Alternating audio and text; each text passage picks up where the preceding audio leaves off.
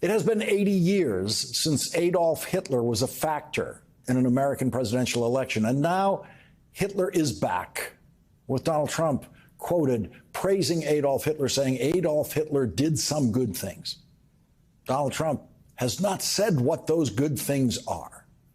Donald Trump's response today to his former White House Chief of Staff, Marine Corps General John Kelly, quoting Donald Trump's praise of Hitler, was not to deny the words that John Kelly quoted Donald Trump saying. Donald Trump's response was a written statement simply calling John Kelly, quote, a total degenerate. Donald Trump did not issue a statement saying Hitler did not do some good things. Donald Trump could have issued a statement saying that, but he didn't. Donald Trump knows that he has the American Nazi supporters out there who are going to vote for him. Actual American Nazis. Small sliver of Trump voters, but he needs every one of them. Donald Trump knows that he needs every total degenerate American Nazi voter in every swing state to vote for him. And so Donald Trump cannot afford to lose a single one of them. And that's why he refused to condemn Hitler today and only condemned John Kelly. What are the good things? What are the good things that Hitler did? That is the first question for Donald Trump, for any reporter who is next allowed to ask a question of Trump. What are the good things Hitler did? Hitler is known for attempting to exterminate every Jewish person living in Europe, and he hoped to exterminate every Jew living in the world. Hitler tried to fulfill that ambition by annihilating 6 million men, women, and children. Grandfathers, grandmothers, great-grandfathers, babies. And while Hitler was at it in those death camps, in combat, Hitler killed as many American soldiers as he possibly could. Adolf Hitler introduced the idea of bombing civilian populations from the air that had no military strategic objective. He killed men, women, and children in London that way. Adolf Hitler was from start to finish a raving madman who committed suicide when he knew he had lost World War II. What good things?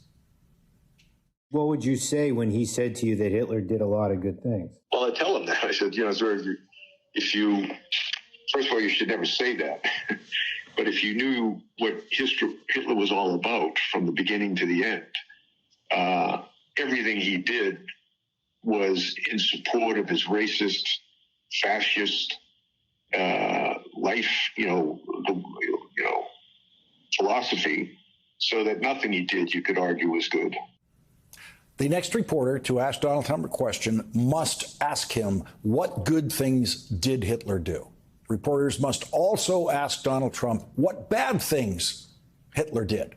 And watch how reluctant Donald Trump will be to publicly condemn Hitler, because Donald Trump fears losing a single vote from a single degenerate American Nazi.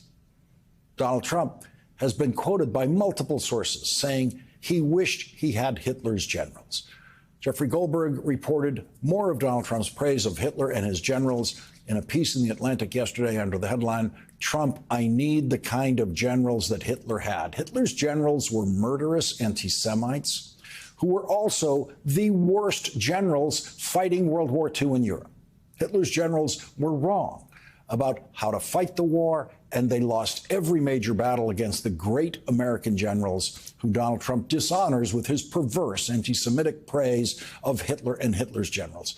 And Hitler's generals conspired repeatedly to assassinate Adolf Hitler, but because they were incompetent, Hitler's generals failed in every attempt to assassinate Adolf Hitler. But Donald Trump wants Hitler's generals. He doesn't want Franklin Roosevelt's generals, the generals who actually won World War II. George C. Marshall, the general who masterminded the entire American approach to World War II in the Atlantic and the Pacific. General Dwight D. Eisenhower, who won the war in Europe and became president of the United States. Legendary generals George Patton, Douglas MacArthur, General Omar Bradley. Donald Trump doesn't want any of them. You know who didn't want Hitler's generals? Hitler. Hitler thought his generals were clowns in the same way that Donald Trump thinks that the generals in command of the American military now are clowns. Jeffrey Goldberg reports, quote, when Trump raised the subject of German generals, Kelly responded by asking, do you mean Bismarck's generals?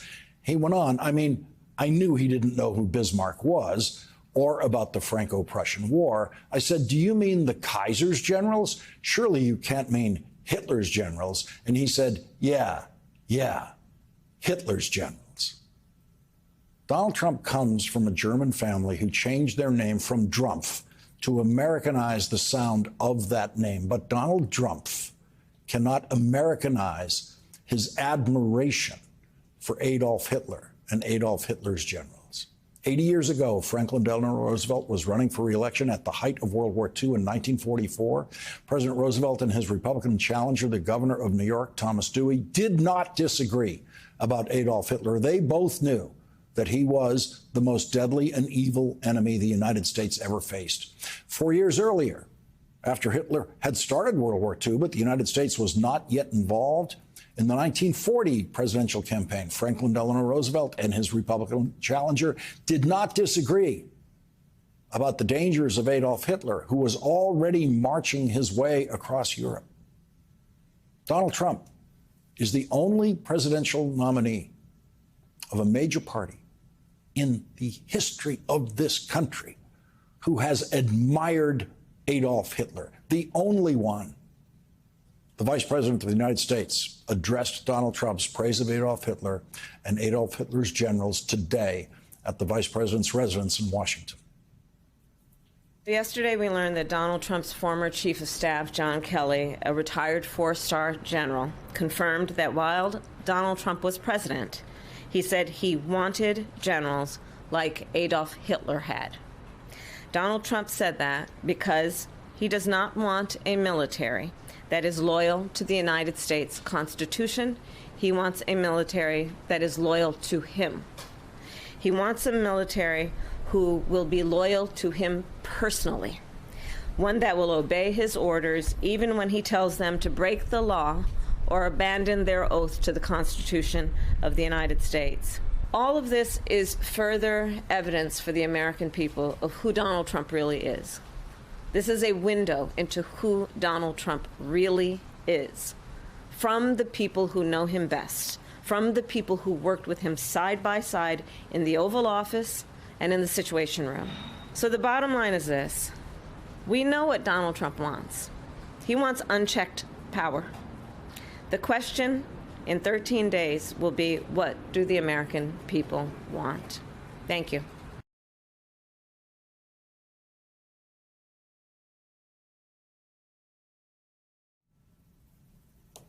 Former cast members from NBC's series The West Wing about a fictional White House, led by their fictional president, played by Martin Sheen, have been on the campaign trail for Kamala Harris. And tonight, Martin Sheen has returned to his home state of Ohio, where he is campaigning for his good friend, Senator Sherrod Brown's reelection. There was a time when I was a writer on the West Wing series that I got a very important call from Washington asking if I thought Martin Sheen could be persuaded at the end of the series to run for Senate in Ohio. He could not be persuaded, but remains concerned about Ohio and its future, which is why he is campaigning there tonight with Sherrod Brown. Martin Sheen and Sherrod Brown will join us in a moment. Sherrod Brown has received a Republican endorsement in Ohio that is even more important in Ohio than Liz Cheney's Republican endorsement for Kamala Harris is for the rest of the country. The most politically successful Republican dynasty family in history is not the Bushes. It is the Taft family.